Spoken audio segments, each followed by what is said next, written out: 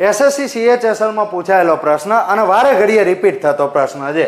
મૂળ આવક આપેલી હોય એમાંથી અમુક ખર્ચો કરે છે, છેલ્લે આટલા બચ્યા ને આપણે આવક સુધી પહોંચવાનું છે. ટકાવારીનો આવો ગમે તેવો પ્રશ્ન પૂછાય ને 100ની રીત સૌથી સરળ પડે. મૂળ આવક આપણે 100 રૂપિયા ધારી લીધી. હવે શું કીધું છે કે 60 રૂપિયા એમાંથી ઘર ખર્ચમાં વપરાયા. હવે 20% એને ભાડામાં એટલે કે 20 રૂપિયા એને ભાડામાં વાપરે. 80 રૂપિયા વાપરી નાખ્યા. હવે જે પૈસા એની પાસે બચ્યા એમાંથી 80% એને ટ્રસ્ટમાં આપી દીધા.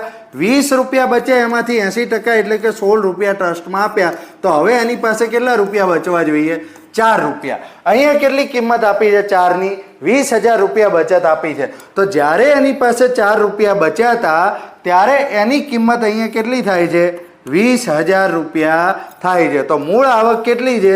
100 રૂપિયા છે. તો એની આવક કેટલી થઈ જશે? ચારે આ ગયા 5,000. 5,000 ગુણ્યા 100 એટલે કે 5 લાખ તમારો આન્સર આવે. બરાબર સમજી ગયા હોય તો આ એક ક્વેશ્ચન છે, એનો આન્સર તમે આ જ રીતે કોમેન્ટમાં આપો અને આ રીલને તમારા એસએસસીની તૈયારી કરનારા મિત્રોને શેર કરી આપજો.